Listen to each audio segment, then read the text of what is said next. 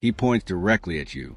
His stare cuts through generations, his hat striped in stars, his finger commanding loyalty. For over a century, Uncle Sam has stood as the face of America, bold, proud, and fiercely patriotic. But what if the truth behind that face was never free? What if the symbol meant to inspire actually concealed chains? This isn't just a tale about a man with a beard and a hat. It's a story buried beneath meat barrels, war propaganda, and government secrets. A story that begins with a quiet meat packer named Samuel Wilson and ends with a national myth that has cost millions their innocence, and some their lives. If you're fascinated by hidden truths behind the legends you thought you knew, subscribe to our channel and join us as we uncover the darker side of America's most familiar faces. Because this time, the man pointing at you isn't just asking for help. He's demanding something much deeper, and the price of obedience may be higher than you ever imagined. Let's begin with the version you've seen 100 times, the proud, finger-pointing patriot. But behind that image lies a past begging to be revealed. He stands against a plain background, top hat perched high, white beard perfectly groomed, red, white, and blue coat stiff with symbolism. But it's his finger, that unmistakable, unrelenting finger, that defines him. Uncle Sam isn't smiling. He's not inviting. He's commanding. First appearing during World War I on James Montgomery Flagg's 1917 recruitment poster, his face became an order. I want you for U.S. Army. Over time, the image transcended war and seeped into every corner of American culture, a mascot of nationalism, a stern uncle urging you to serve, vote, sacrifice, comply. For most, Uncle Sam became synonymous with pride. He represented courage during conflict, unity in crisis. He was painted on planes, printed on stamps, and sewn into the hearts of generations who believed his call meant righteousness. Teachers praised him in classrooms. Recruiters plastered his image on every wall. Even cartoons used his likeness to cheer soldiers and sell war bonds. Few questioned who he was. Few asked where he came from. He simply was a legend born not from flesh, but from function. And yet, that unquestioned familiarity became his greatest weapon, because the power of a symbol lies not in what it says, but in what it doesn't. Uncle Sam never had to explain himself. His authority was self-evident, his purpose engraved in the blood and tears of every soldier who obeyed that pointing finger. When you grow up seeing him, you don't question the myth. You internalize the command.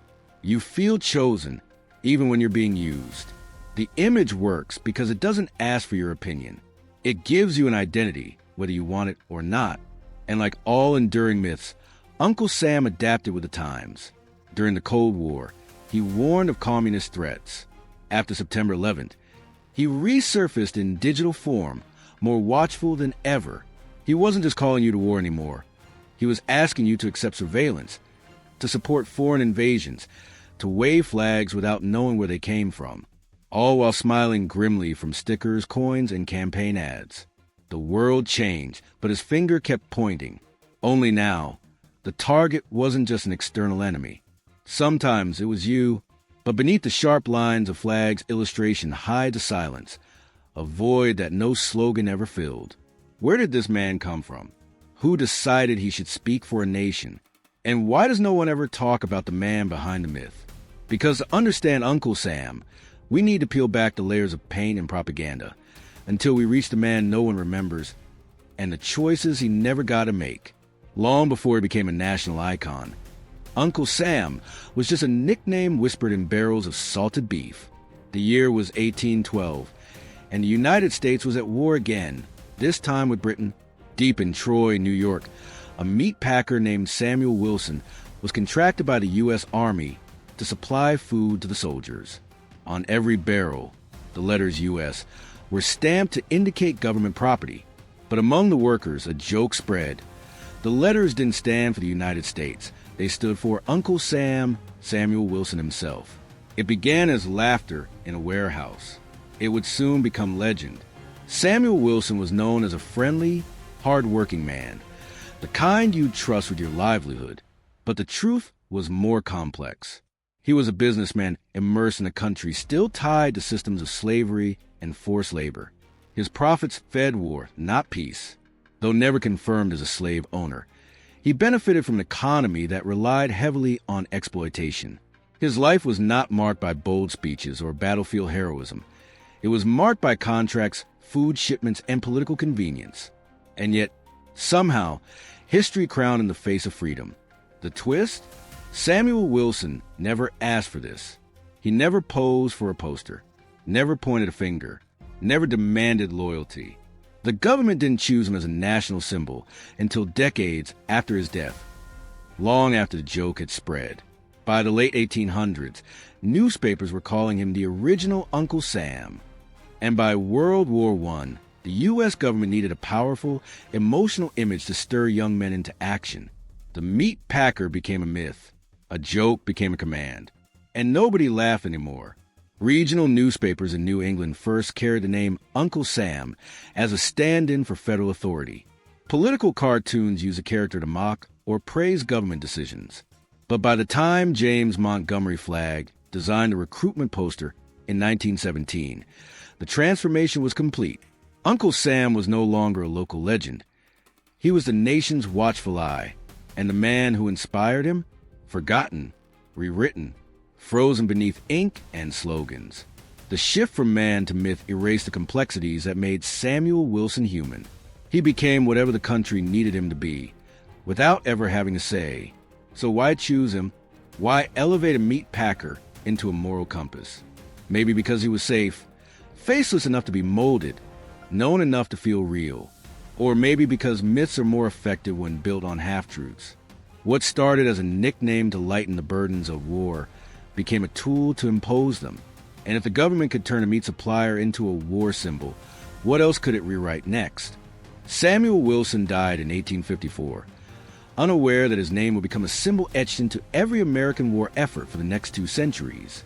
But the man who inspired Uncle Sam never experienced the freedom his image would one day demand from others. Born in Massachusetts in 1766, Wilson lived through a nation still defining itself. A country grappling with identity, survival, and who counted as free.